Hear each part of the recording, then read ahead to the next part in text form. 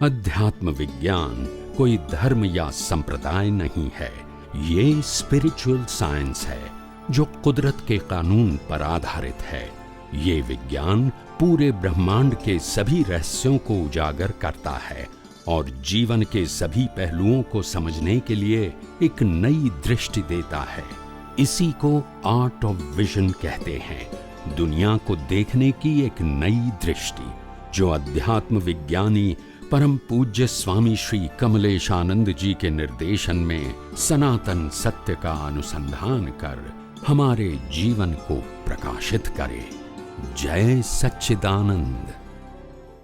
जब हम धर्म की बातें करेंगे तो दुनिया का कोई भी धर्म गुरु जिसको इष्ट देव या भगवान मानेगा उनको ही सर्वस्व मानेगा और मनवाएगा। मैं सभी धर्मों की बात करता हूँ और इसीलिए राम बड़े, कृष्ण बड़े, महावीर बड़े, शिव बड़े या स्वामीनारायण बड़े, वो बात यहाँ नहीं है। यहाँ छोटे बड़े की बात नहीं है। यहाँ सनातन सत्य क्या है वो बात है। रिलेटिव सत्य क्या है वो संसार में पढ़ा हुआ लिखा हुआ किताबों में है और हजारों साधु संत सन्यासी उसको बताते हैं। रिलेटिव सत्य जो किताबों में भी है। हम बात करते हैं सनातन सत्य की, जो कुदरत का कानून है, जो सबके लिए एक है। और धर्म की बातें सांप्रदायिक सत्य है, सबके लिए एक नहीं है। सबका व्यू पॉइंट है क्या है।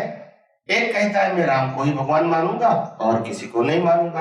एक कहेगा मैं कृष्ण को भगवान मानूंगा और किसी को नहीं मानूंगा। दूसरा कहेगा मैं महावीर को भगवान मानूंगा और किसी को नहीं मानूंगा। तो ये तो व्यू पॉइंट हो गया ना, व्यू पॉइंट हुआ ने। ये सनातन सत्य, सनातन सत्य का मतलब होता है कुदरत का कानून।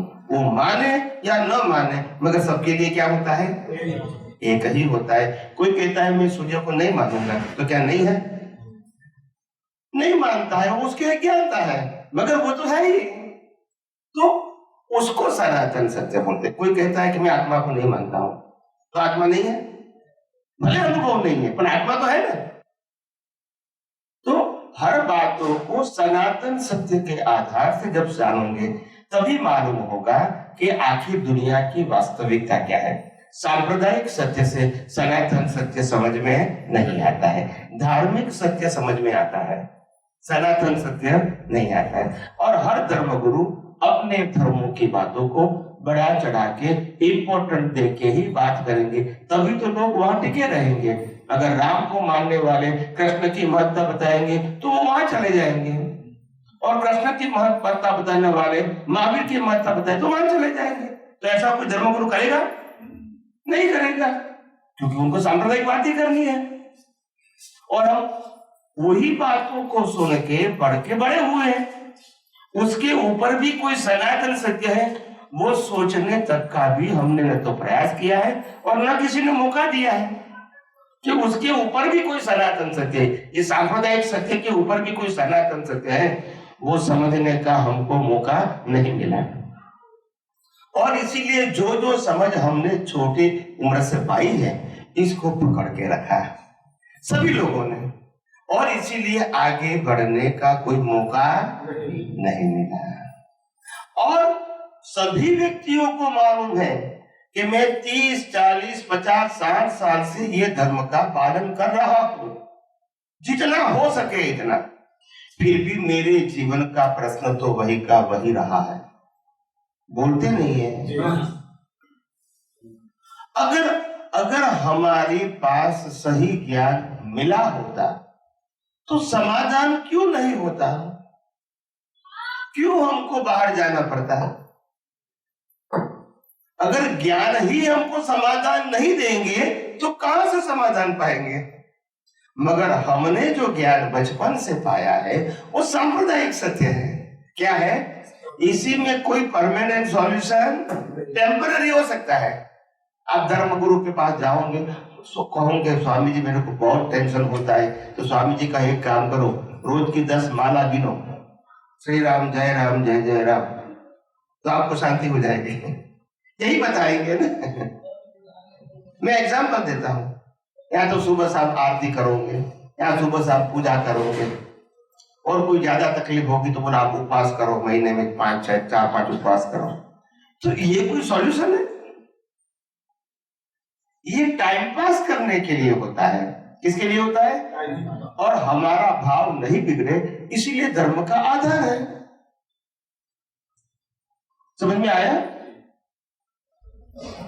मगर कोई भी चीज के लिए टेम्पररी सॉल्यूशन एक नहीं अनेक होता है, और परमानेंट सॉल्यूशन एक ही होता है, अनेक नहीं होता है। इसको परमानेंट बोलते हैं। टेम्पररी सॉल्यूशन अनेक होता है और टेम्पररी सॉल्यूशन परिवर्तनशील होता है। कैसा होता है? जैसे एक महाशय था, उनके जीवन में दिक्कत आई तो वो भगवान राम के पास, और राम को मानते थे, तो वो भगवान राम के पास जाके प्रार्थना करने लगा कि हे भगवान श्री राम, मेरी वाइफ 2 महीने से चली गई है, तो वो कैसे भी करके वापिस आ जाए, ऐसा मैं आपको प्रार्थना करता हूँ। तो पंडित जी ने बोला तुम गलत जगह पे आए हैं, आप हनुमान के पास जाओ। जब राम की चली गई तो हनुमान ने ढूंढा था। नहीं समझ में आया? तो कहानी तो ऐसी ही होगी ना, उसमें कोई सनातन सत्य होता है? वो तो रिलेटिव सत्य ही बताएंगे ना, जो हमने पढ़ा है वही बताएंगे ना, तो उसमें कोई सॉल्यूशन नहीं है, ऐसे ही लोग बताएंगे। मगर जब सनातन सत्य जानोगे तो मालूम होगा कि आखिर जन्म से मौत तक इस दुनिया में पैदा हुआ कोई भी व्यक्ति अपने मन वचन काया से जो कुछ भी करता है, उसके पास उसकी फ्रीडम नहीं है।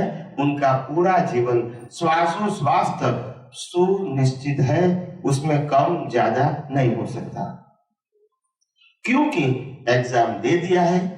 अभी तो पूरा लाइफ रिजल्ट है, रिजल्ट में हम कुछ कर सकते हैं? एग्जाम के टाइम में कोई भी करेक्शन करना है तो कर सकते हैं, जब एग्जाम दे रहे हैं तब। जब रिजल्ट की भुगतान आएगी उस समय रिजल्ट के हिस्से में आप कुछ नहीं कर सकते हैं। जैसे मैंने एग्जाम दे दिया और मेरे को मालूम हुआ कि मैंने एग्जाम में 100 में से 50 मार्क का ही लिखा है, तो 50 से ज्यादा तो नहीं आएंगे। फिर मैं घर में आके रिजल्ट अभी 2 महीने के बाद आने वाला है, तो मैंने 50 मार्क का जो छूट गया था वो भी कंटेस्ट कर लिया, और अभी 2 महीने के बाद रिजल्ट लेने के लिए गया तो कितना मार्क मिलेगा बताइए ना? मगर आता है तो सब कुछ। समझ में आया? और इसीलिए आज हमको सब कुछ मालूम होता है, फिर भी हमने जो पिछले अवतार में एग्जाम दिया है उसी के मुताबिक माता पिता भाई बहन घर धर्म कर्मों की भुगतान के संयोग और मृत्यु भी उसी के मुताबिक मिलेंगे। हमारे पास मन वचन काया के जीवन में कोई चॉइस न राम के पास थी, न कृष्ण के पास थी, न महावीर के पास थी। कानून सबके लिए क्या होता है? आप किसी को भगवान मानो, किसी को गुरु मानो, किसी को देवता मानो, किसी को राष्ट्रपति मानो, कुछ भी मानो, कुदरत के कानून में फर्क। कुदरत का कानून पोस्ट के मुताबिक काम नहीं करता है, कुदरत का कानून कर्म के सिद्धांत के मुताबिक काम करता है। फिर आपकी पोस्ट क्यों ना हो, चाहे चक्रवर्ती हो, चाहे वासुदेव हो, चाहे तीर्थंकर हो, चाहे कोई भी पोस्ट हो, कर्म का सिद्धांत सबके लिए एक ही था, एक ही है और एक ही रहेगा। इसमें कोई, उसी को तो कुदरत का कानून कहेंगे। सबके लिए अलग अलग हुआ तो फिर क्या होगा? फिर क्या होगा? फिर कुदरत का संचालन, दुनिया का संचालन कैसे होगा? क्या किसी की मर्जी से होता है? ये पूरे दुनिया का संचालन किसी की मर्जी से होता है? हर रोज दिन होता है, सुबह होती है, दोपहर होती है, शाम होती है, रात होती है, किसी की मर्जी से होती है? ये कुदरत के कानून से होती है। कभी पूनम होती है, अमास होती है, किसी की मर्जी से होती है? कुदरत के कानून से होती है। कभी समंदर के अंदर भर्ती होती है, ओट होती है, किसी की मर्जी से होती है? अपने आप होती है, कुदरत के कानून से। ऐसे हमारा जीवन भी जन्म से मौत तक जो भी हमने एग्जाम दिया है उसी के मुताबिक ये वर्तमान बाह्य जीवन चलता रहेगा।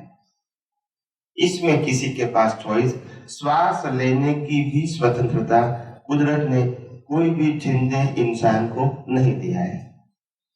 श्वास लेने तक के कई लोग कहते हैं कि हम श्वास लेते हैं, अपनी मर्जी से लेते हैं, लंबा टूका देते हैं। तो मैं कहता हूं रात को सोने के बाद कौन श्वास लेते हैं? तो फिर ऐसा करता है क्योंकि उत्तर नहीं है। जब सनातन सत्य होता है तो उत्तर बताओ, उत्तर नहीं है तो समझ लो आपके पास जो भी ज्ञान है वो रिलेटिव सत्य है, गलत नहीं है, एक व्यू पॉइंट है। व्यू पॉइंट तो हो सकता है किसी का भी, व्यू पॉइंट को गलत नहीं कहेंगे, मगर व्यू पॉइंट को सनातन सत्य भी नहीं कहेंगे। ये मैं कहना चाहता हूं। अपने दृष्टिकोण से ये बात सही है, मगर सर्व दृष्टिकोण से ये बात सही नहीं है, ये मेरा कहने का मतलब। तो हर बातों को जहां तक हम सिद्धांत से, और सिद्धांत भी किसका? कुदरत का कारण, वो नहीं समझे वहां तक ये ब्रह्मांड का रहस्य मालूम नहीं होगा। और आज तक हम जिसको साइंटिस्ट बोलते हैं, भले भौतिक विज्ञानी, उन्होंने भी जो भी रिसर्च किया है और लोगों के सामने रखा है वो भी कुदरत का ही कानून था। जैसे सर आइजैक न्यूटन ने गुरुत्वाकर्षण का सिद्धांत हमारे सबके सामने पेश किया है, तो उन्होंने जब पेश नहीं किया था उससे पहले नहीं था, और उसके बाद तो कुदरत का कानून तो था, उन्होंने अनुभव करके लोगों को बताया। तो कुदरत का कानून कोई बना सकता नहीं, मगर अनुभव कर सकता है। ऐसे ये पूरे ब्रह्मांड का जो रहस्य है वो कुदरत के कानून के ऊपर है। अगर वो हमने एक बार समझने की कोशिश किया तो धीरे धीरे आगे ही बढ़ोगे, क्योंकि आपकी दृष्टि जब साइंटिफिक हो गई तो आप उसी मार्ग में आगे जाओगे, और आपकी दृष्टि जब धार्मिक हो गई तो आप पाप पुण्य और प्रायश्चित से ऊपर नहीं जाओगे। सनातन सत्य क्या है वो समझ नहीं पाओगे। यही कॉर्नर रहेगा, पाप पुण्य और प्रायश्चित। उसके आगे क्या विज्ञान है वो आपको मालूम नहीं है। तो ये धार्मिक बातें हैं, हमको बहुत ऊपर जाना है अपनी दृष्टि से। ये कोई फिजिकल बात नहीं है, बाहर की क्रिया की बात, दृष्टि से ब्रह्मांड के रहस्य को समझना है। और जहां तक हम नहीं समझे, हमको ये मालूम नहीं है कि हम शरीर हैं या शरीर से अलग ऐसा आत्मा है। हमको आत्मा है ऐसा शब्द ज्ञान जरूर है, मगर उसकी अनुभूति करने का हम प्रयास भी नहीं करते हैं। देखो हमारा डेवलपमेंट तो है, तभी हम आत्मा को कम से कम मानते हैं, वो अच्छी बात है। विदेश के लोग आत्मा को भी मानते नहीं है, मगर हमने कभी आत्मा को अनुभव करने का प्रयास किया कि चलो भी हम आत्मा है, तो अनुभव कैसे करेंगे ये हम सोचते भी नहीं है। हमारे जीवन में आत्मा का रोल क्या है? चलो हमको ज्ञान तो है, मगर रोल क्या है वो हमको नहीं मालूम, तो आगे कैसे बढ़ेंगे? तो ये बातें हम सबको समझनी पड़ेगी, तभी हमको आगे जाने का रास्ता मिलेगा। तो आध्यात्म विज्ञान ये दुनिया का सनातन सत्य बताता है, जो कुदरत के कानून के ऊपर आधारित है, 6 सनातन तत्वों के ऊपर आधारित है। आध्यात्म विज्ञान कुछ सांप्रदायिक, धार्मिक या पक्ष पंथ की बात नहीं करता है, और वो सभी बातें अपनी जगह पे सही है एज अ व्यू पॉइंट। इसको हम गलत भी नहीं कहते, मगर हम सनातन सत्य की बात करते जो इससे बहुत ऊपर है। जय सच्चिदानंद स्वामी जी। स्वामी जी एक प्रश्न ये उठता है कि जैसे अभी का जो जन्म है हमारा, ये पिछले भाव के किए हुए कर्मों का रिजल्ट है, ये तो समझ में भी आता है, परंतु जो पिछले जन्म का जो हमारा कार्य था वो भी किसी उसके पहले जन्म का परिणाम था, तो फिर हम कर्म कब करते हैं? हाँ, कि भाई अभी का वर्तमान जीवन वो पिछले अवतार के कर्मों का कारण है, और पिछला अवतार उनके पिछले अवतार के कर्मों का कारण है। तो हम कर्म कब करते हैं?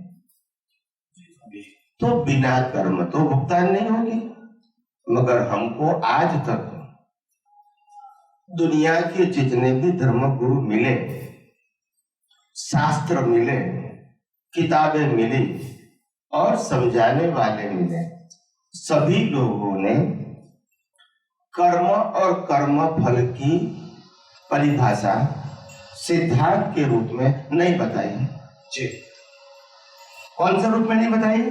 सिद्धांत के रूप में, श्रद्धा के रूप में बताई। ये करने से पाप होगा, ये करने से पुण्य होगा, ये करने से प्रायश्चित होगा, ये बताई। मगर दोनों के बीच लाइन ऑफ डिमार्केशन कि ये कर्म फल का भाग है और यहाँ कर्म का भाग है, ऐसा बताया। जो भी बताया कैसा बताया? गोल गोल, जो आज तक हम समझ नहीं पाए और इसीलिए कंफ्यूज है। हमको ये नहीं मालूम कि इसको कर्म फल कहेंगे या कर्म कहेंगे, वो नहीं मालूम। एक व्यक्ति चोरी करती है, आप क्या कहोगे? तो उनको बोलने दो और कोई बोले किसके एग्जाम है। नहीं, जैसे कि ये कर्म का सिद्धांत के हिसाब से ऐसा लगता है। नहीं, आपको जो समझ में आया वो बताओ। हाँ, मुझे मैं ऐसा नहीं समझ, यही कहो। हाँ जी, मैं ऐसा समझ रहा हूँ कि अगर वो चोरी कर भी रहा है तो उसका एक पिछले भाव का परिणाम है। ओके, तो फिर नया कर्म कैसे बनेगा? नया कर्म कैसा, वही समझना है स्वामी। दोनों को बताना, तो आपको दोनों का उत्तर चाहिए ना। मैं तो बताऊंगा आपको, मगर एक एग्जाम्पल से आपको मालूम होगा कि हमारा ज्ञान कहाँ तक है और कौन सी बात हमको समझने की बाकी है, तभी समझ में आएगा ना। जी। अभी तक तो गोल गोल समझ में आया। कोई कहता है कि चोरी करता है तो आपने कहा कर्म फल है, कोई कहता है चोरी करता है तो नया कर्म बांधता है, ऐसा भी कहेंगे। जी। दोनों की अपनी अपनी सोच है, उसमें कोई सिद्धांत की बात तो आई नहीं आई। जी, अपना अपना व्यू पॉइंट बताया है ना जी। ये कोई डेफिनेशन नहीं है जी। तो डेफिनेशन का मतलब होता है सबके लिए एक ही होनी चाहिए, माने या ना माने, इसको सिद्धांत बोलेंगे। जी। भाई एक कुआं से पानी होता है, अब उसको अनपढ़ आदमी कहता है मैं नहीं मानता हूँ, तो उनके लिए सिद्धांत अलग होगा? नहीं होगा। उसी को कुदरती कानून बोलते हैं, मानो या ना मानो। और धर्म की बातें कैसी होती है? माने तो लागू होगी, नहीं माने तो नहीं लागू होगी। तो वो व्यू पॉइंट हो गया। अगर मैं राम को मानता हूँ तो कृष्ण की एक ही बात मेरे को लागू नहीं होगी। अगर मैं कृष्ण को मानता हूँ तो महावीर की एक भी बात मेरे को लागू नहीं होगी। तो ये तो व्यू पॉइंट हो गया, ये सनातन सत्य नहीं है। इसे सिद्धांत ऐसा होना चाहिए जो सबके लिए एक ही होना चाहिए, माने या न माने, समझे या, क्योंकि कुदरत का कानून किसी की मान्यता के आधार पे काम नहीं करता है। आपने कर्म किया है, आपको फल मिलेगा, आप कुदरत का कानून मानो या ना मानो। समझ में आया? जी। अगर क्रिश्चियन और मुसलमान लोग पुनर्जन्म को नहीं मानेंगे, कर्म के कानून को नहीं मानेंगे, तो क्या उसका पुनर्जन्म नहीं होगा? कर्म का फल नहीं मिलेगा। बस कुदरत का कानून तुम नहीं मानते तो फल क्या होगा? कानून तो आपके लिए एक ही होगा। इसी को कहते हैं सनातन सत्य और धर्म को कहते हैं सांप्रदायिक सत्य, जो सबका क्या है? अलग है। हिंदू अलग मानेंगे, मुसलमान अलग मानेंगे, क्रिश्चियन अलग मानेंगे, तो ये व्यू पॉइंट होते हैं। ये कोई सनातन सत्य नहीं है। तो अभी कर्म और कर्म फल की परिभाषा बताओ सिद्धांत के तौर पर जी, और एग्जाम्पल के साथ जी। जन्म से मौत तक जी, जन्म से मौत तक मन वचन काया से जो कुछ भी होता है, कोई भी इंसान से, इस धरती के अंदर पैदा हुए कोई भी इंसान से, जन्म से मौत तक मन वचन काया से जो कुछ भी होता है वो 100% कर्म फल है। उसमें कर्म का अंश नहीं है, वो रिजल्ट है, इसमें एग्जाम का अंश नहीं है। ये क्या हो गई? डेफिनेशन। गोल गोल नहीं जी, ठीक है। इसको कर्म फल भी कहोगे, फिर कर्म भी कहोगे, ऐसा गोल गोल नहीं है, फिर कंफ्यूज हो जाओगे। रिजल्ट हो गया है। तो ये कर्म फल है यानी रिजल्ट।